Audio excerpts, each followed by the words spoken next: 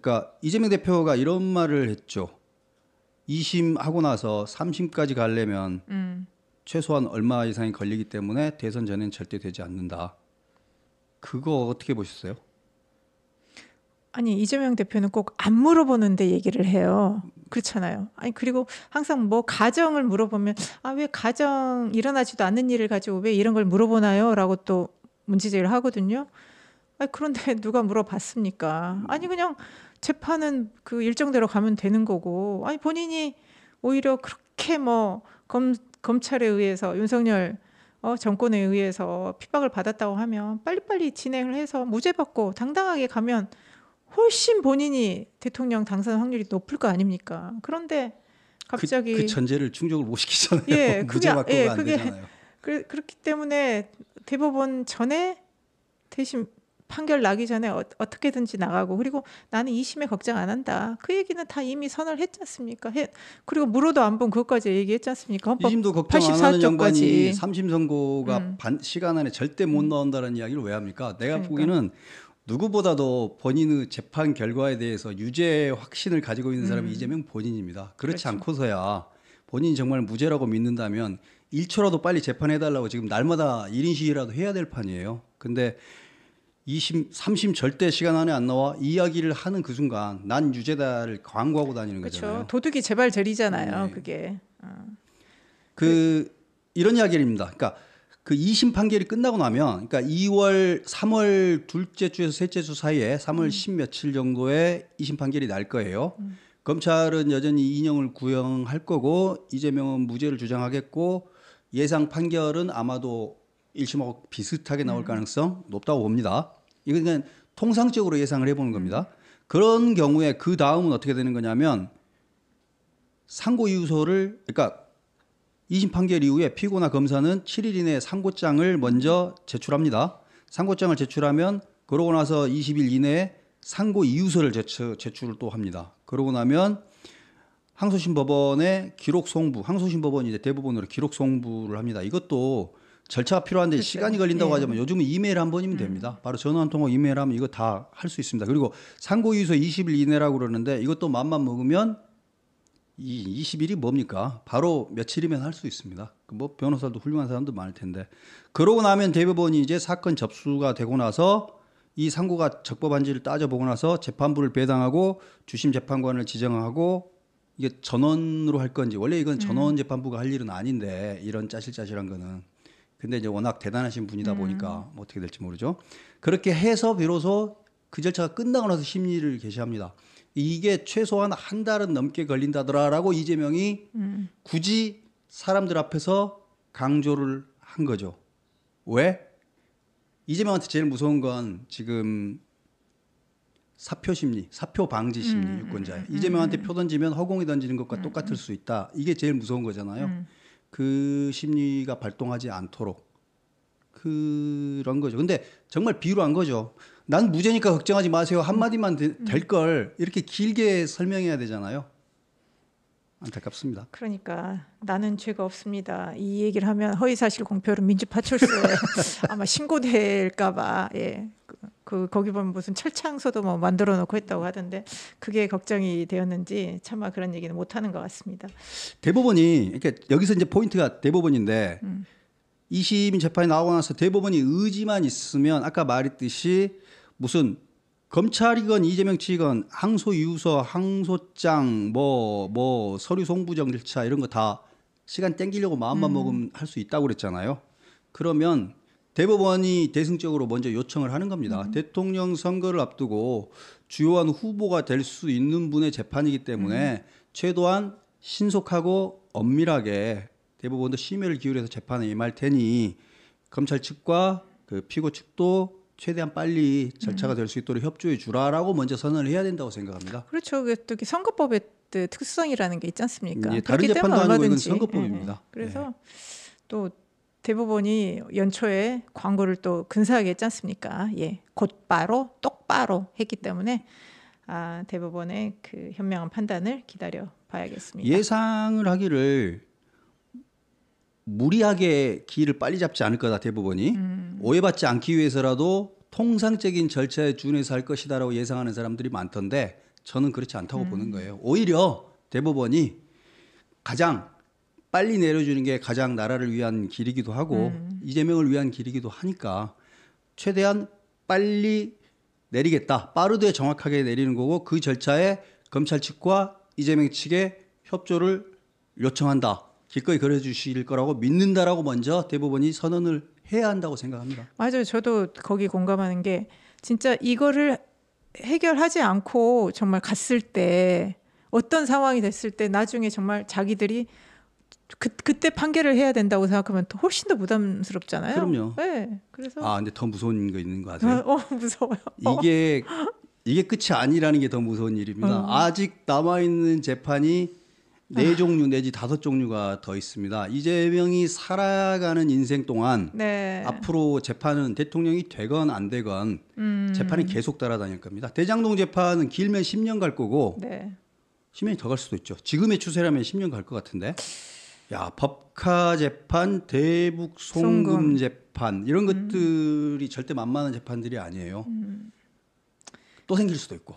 글쎄, 그러겠네요. 이 재판들이 계속 있는 사람입니다. 그 재판 이슈가 있는 사람을 국민들이 대통령을 만들려고 할 것인가. 권영세 대표가 그래서 이재명 대표가 대통령이 될 가능성이 매우 낮게 보는 게 이유가 있는 거죠. 국민들이 바보도 아니고 야, 저거 계속 재판이 쫓아다닐 사람인데 그 사람 대통령 만들면 어떡하자는 거야. 그 생각할 수밖에 없다. 이게 상식인데 이 상식을 이제 극복해 보려고 하고 있는 거죠. 이재명 대표와 개딸들은.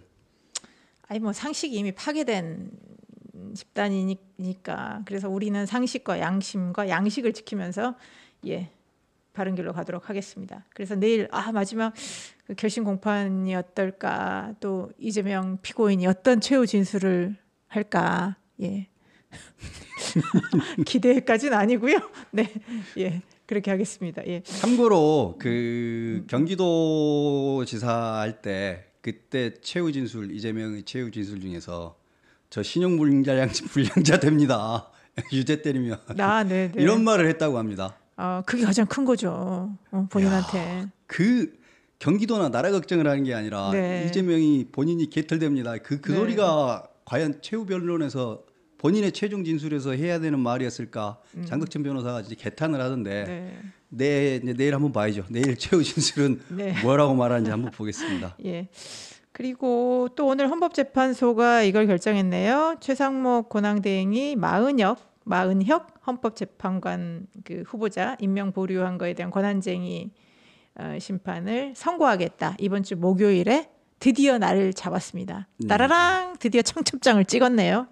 지난번에 한번 찍었다가 파토가 나가지고 한번 물렸는데 27일에 한다고 합니다.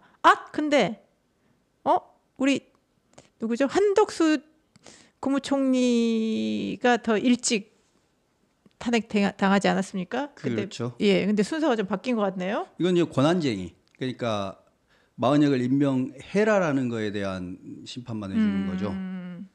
그러니까 그 국회와 그 최상목 간의 권한쟁의. 네. 아니 그러면 여기에서 마은혁을 임명해라라고 만약에 판결이 나오면 최상목 대행이 그럼 네 알겠습니다 하고 해야 됩니까? 할까요? 알겠습니다라고 할 수밖에 없습니다. 일단 대답은.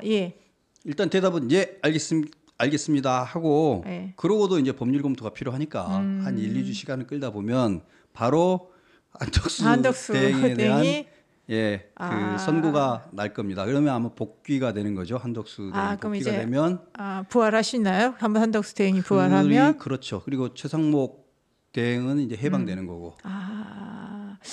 그래요. 뭐 그런 기사가 나왔다네요. 그 기사로 한번 가볼까요? 국무총리실이 바빠지기 시작했다고요? 이게 그겁니다. 한덕수 복귀 가능성에 실적 준비하라 바빠진 총리실. 이게 이제 오늘 중앙일보 특종으로 나온 건데 이게 총리실 간부들이 업무 보고 준비를 지금 하고 있는 겁니다.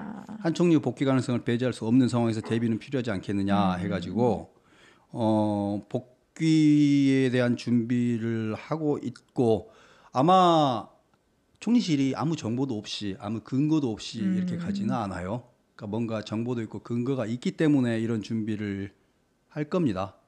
그래서 아마 뭐 당연히 탄핵 사유가 해당하지 않을 뿐만 아니라 더더군다나 150석으로 탄핵할 수 있는 사유도 아니었기 때문에 뭐 복귀를 뭐 하는 건 맞는 것 같고 전체적으로 정치적으로 보면 한덕수 권한대행을 일종의 선거 관리하는 대행, 아하. 그렇죠? 이쪽으로 한덕수 권한대행이 이 일을 하는 게 해외에서 볼 때나 그다음에 여당이나 야당에서 볼 때나 가장 안정적일 수 있을 거다.